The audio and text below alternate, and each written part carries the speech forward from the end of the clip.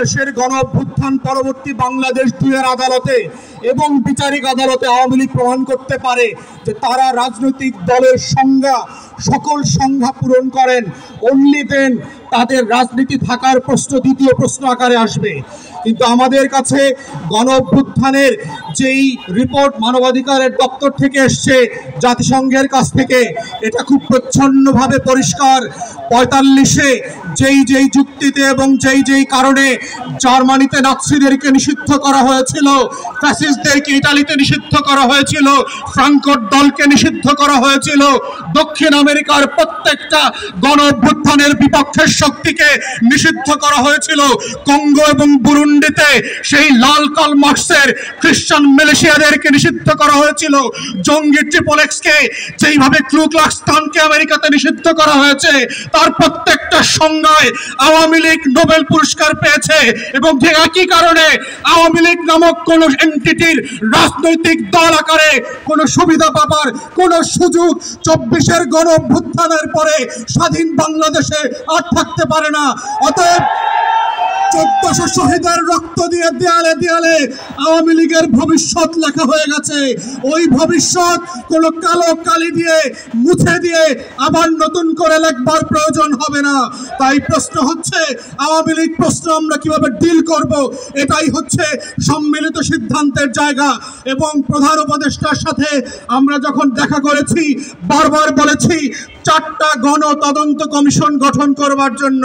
তার ভিতরে আজকের ইনকিলাব মঞ্চ যাদের কথা বলছে, যাদের দাবি নিয়ে আজকে হাজির হয়েছে, তাদের প্রত্যেকের ব্যাপারে আমরা বলেছি শাপলার গণহত্যার জন্য গণ তদন্ত কমিশন করতে হবে, পিলখানার গণহত্যার জন্য গণ তদন্ত কমিশন করতে হবে। কিন্তু আমরা দুঃখজনকভাবে দেখলাম পিলখানার যে দায়িত্ব এড়িয়ে একটা প্রজ্ঞাপন দিয়ে যে কমিশন দেওয়া হয়েছে তার ক্ষমতা খর্ব করা হয়েছে। সে মামলার প্রশ্ন আলোচনা করতে পারবে না, কোনো ফাইল রিকল করতে পারবে না, সাক্ষীদেরকে তদন্ত করতে পারবে না। ঠিক এইভাবে একই চক্রান্ত করে একটা আইওয়াশের কমিশন দিয়ে বাংলাদেশে আবার নতুন ষড়যন্ত্র হচ্ছে। যারা 2009 সালে আমার স্বাধীনতা সার্বভৌমত্বের 2টা ফোর্সকে এট এ টাইম ধ্বংস করে দিয়েছে, তাদেরকে বিচারিক আদালতের মাধ্যমে কমিশনের মাধ্যমে বাঁচিয়ে দেবার নতুন ব্লু কলার ক্রাইমের শুরু হয়েছে। এই কমিশনকে দায়িত্ব খর্ব করে যেটা করা হয়েছে সেটাকে আমরা প্রত্যাখ্যান করছি এবং আমরা বলছি নতুন করে প্রজ্ঞাপন দিয়ে তার টার্মস অফ রেফারেন্সকে রিভাইজ করতে হবে এবং গণ তদন্ত কমিশনের ফর্মে নিয়ে আসতে হবে। আমরা তৃতীয় বলেছিলাম বাংলাদেশে গুম খুন আয়নাঘর থেকে শুরু করে গত 16 বছরে যেই রাষ্ট্রীয় মদদে খুন খারাপির রাজত্ব কায়েম করা হয়েছিল সেটার জন্য গণতদন্ত কমিশন করতে হবে। ঠিক একইভাবে দেখলাম একটা গুম কমিশন করা হয়েছে যার ক্ষমতা নাই, যাকে অযোগ্য লোক দেওয়া হয়েছে, পাবলিকলি সাফিসিয়েন্টলি ম্যান পাওয়ার দেওয়া হয় নাই। গণতদন্তের যে ফর্ম আমরা বলেছি, যে কাঠামো প্রস্তাব করেছিলাম, সেই কাঠামো পর্যন্ত দেওয়া হয় নাই। ঠিক একইভাবে প্রধান উপদেষ্টাকে আমরা বলেছিলাম জুলাই আগস্টের গণ অভ্যুত্থানকে ঘিরে একটা গণতদন্ত কমিশন করেন এবং আমরা এটার ফরম্যাট পর্যন্ত একাধিক উপদেষ্টাকে দিয়েছি।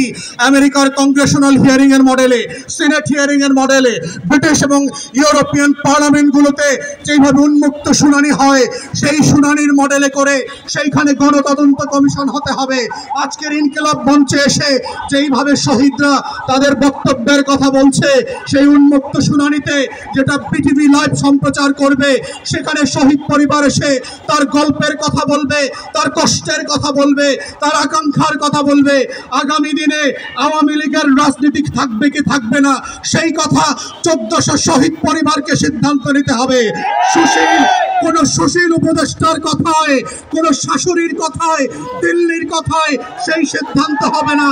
আমাদের বক্তব্য খুব পরিষ্কার, গণ অভ্যুত্থানের পক্ষের শক্তিরা গণ তদন্ত কমিশনে গিয়ে উন্মুক্ত শুনানিতে অংশ নিয়ে বাংলাদেশের কোটি কোটি নাগরিক যেখানে নিবন্ধন করে তাদের মতামত দিতে পারবে, সেই মতামতের উপরে ভিত্তি করে আওয়ামী লীগ প্রশ্ন, গণহত্যার প্রশ্ন, জাতীয় পার্টি এবং 14 দলীয় দিল্লির গোলামদের ভবিষ্যৎ ভবিষ্যৎ কি হবে সেইটা সিদ্ধান্ত নিতে হবে এবং সেই সিদ্ধান্তের উপরে ভিত্তি করে আওয়ামী লীগের ভবিষ্যৎ নির্ণীত হবে।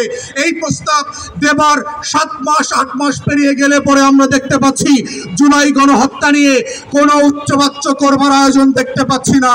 জুলাইয়ের গণকবর যেটা আমরা আগস্ট সেপ্টেম্বরে ভিজিট করেছি সেইখানে উপদেষ্টাদের যাবার কোনো মদত দেখতে পাচ্ছি না, অথচ এখানে অনেক উপদেষ্টা দেখেছি 71-এর চেতনা বিক্রি করতে করতে 14ই ডিসেম্বরের শহীদদের কবর জিয়ারত করতে করতে মুখে ফেনা তুলে ফেলেছেন, কিন্তু রায়ের বাজার বধ্যভূমিতে জুলাইয়ের 114 শহীদের কবর জিয়ারত করার সময় তাদের নাই।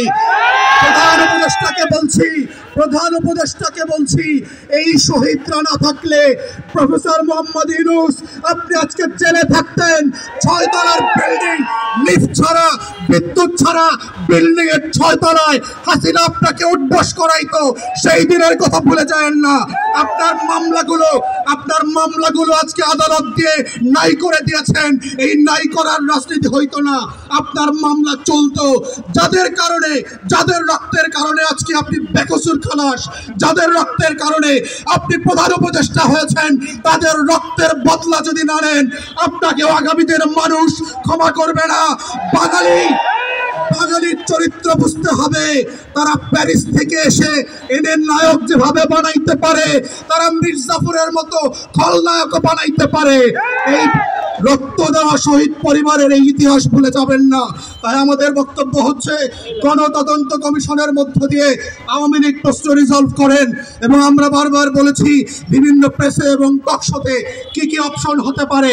প্রথম অপশন হচ্ছে নাৎসি মডেলে আপনি আউটরাইট আওয়ামী লীগ, জাতীয় পার্টি এবং 14 দলকে নিষিদ্ধ করে দেবেন। দ্বিতীয় অপশন হচ্ছে যদি ট্রুথ অ্যান্ড রিকনসিলিয়েশন ফর্মে যান সাউথ আফ্রিকার মডেলে, তাহলে কাদের বিচার করবেন, কোন অপরাধের বিচার করবেন, আর কাদেরকে তওবা কমিশন করে হেফাজতের আলেমদের সামনে ক্ষমা চাওয়া মাফ করাইতে হবে সেইটা আলাদা করতে হবে। কাদেরকে আওয়ামী লীগ যেহেতু আমাদেরকে 3টা নির্বাচন থেকে বঞ্চিত করেছে, তার রাজনীতি নিষিদ্ধ না হলেও আগামী 3টা নির্বাচনকে আওয়ামী লীগ এবং জাতীয় পার্টিকে ন্যায্যতার ভিত্তিতে বঞ্চিত করতে হবে, কারণ সেই জাতিকে নির্বাচন করতে দেয় নাই, ভোট দিতে দেয় নাই। আওয়ামী লীগের কোন পদস্থ নেতা ওয়ার্ড ইউনিয়ন থেকে শুরু করে যারা এমপি মন্ত্রী হয়েছে গত 16 বছর তারা বাংলাদেশে আর কোনোদিন রাজনীতি করতে পারবে না। ঠিক এইরকম শর্ত করে গণতদন্ত কমিশনের মাধ্যমে প্রয়োজনে গণভোটে দিয়ে আওয়ামী লীগ জাতীয় পার্টির প্রশ্ন ন্যায্যতার ভিত্তিতে সমাধান করবার মধ্য দিয়েই আজকের এই শহীদদের বিচার ফয়সালা হইতে হবে, এই দাবি আহ্বান রেখে আমার বক্তব্য এখানেই শেষ করছি। সবাইকে অসংখ্য ধন্যবাদ। আসসালামু আলাইকুম।